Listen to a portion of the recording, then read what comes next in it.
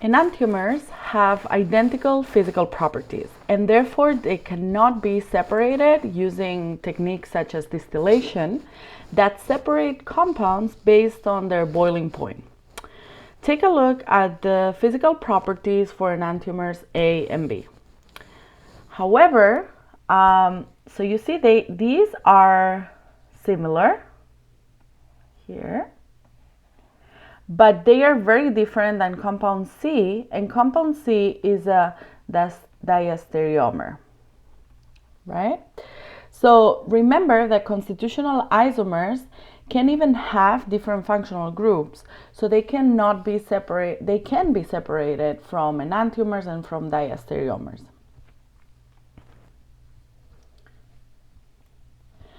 So enantiomers have different chemical and physical properties. However, enantiomers can display a very different behavior when exposed to plain polarized light. So you must know that light is comprised of an electric and magnetic field, and they propagate through the space. The orientation of that electric field is called the polarization of the light wave.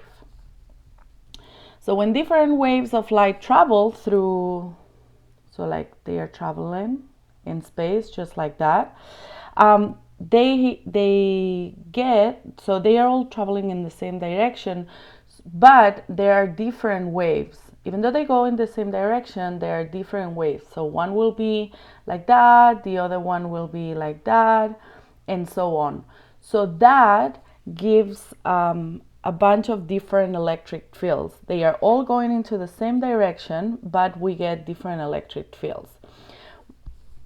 What a polarimeter does is that when that light is passed through the polarimeter, only photons in one particular orientation are allowed to pass.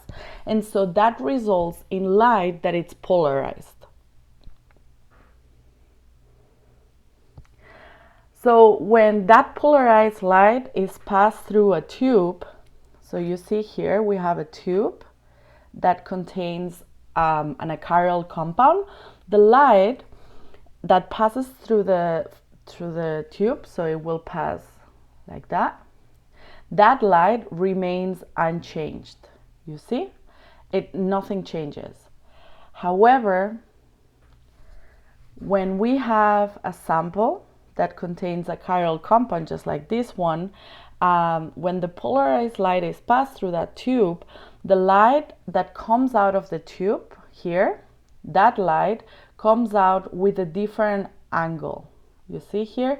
So it comes in with this angle, but when it comes out, it comes with a different angle. So that angle is called the observed rotation here. And so we will say that the compound is optically active when that happens.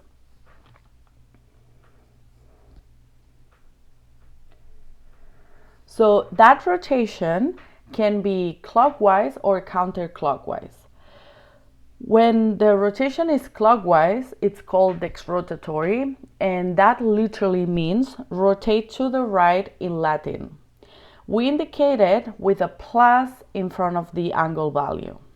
For counterclockwise, it's labeled levorotatory or rotate to the left. The angle value will have a minus sign.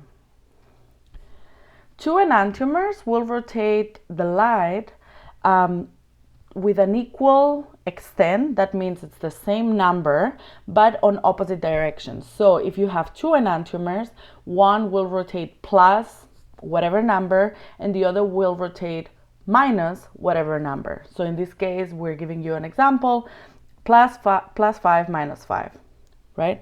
And there is no relationship between R and S and plus and minus. So there is no relationship between, we cannot say that if a molecule is R, then it will rotate the light to one side or the other side, okay?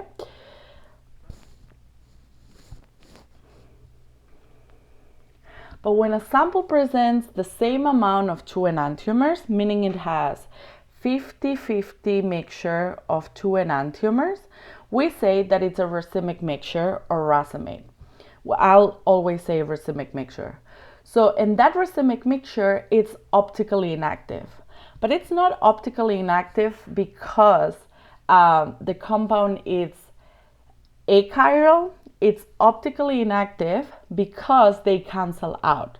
So if you have, let's say, one enantiomer that rotates this way and then the other enantiomer in the exact same amount that rotates that way, what happens is that they will cancel out right in the middle, right? You know vectors, so that's what's happened.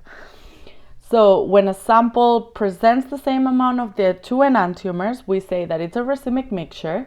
And even though the two molecules are chiral, their optical rotations are canceled out and the mixture becomes optically inactive. So I'm going to say it one more time. The components, right? So we have component A and component B, and they are both enantiomers. And we have a 50-50 mixture, or sometimes you'll hear that we have a 1-to-1 mixture of the two, right? So A is chiral, B is chiral, but they are enantiomers of each other, meaning that they are mirror images of each other, right? So what happens when you put the same amount of A and the same amount of B, they cancel out. So even though they are chiral, the whole mixture, the racemic mixture, becomes achiral.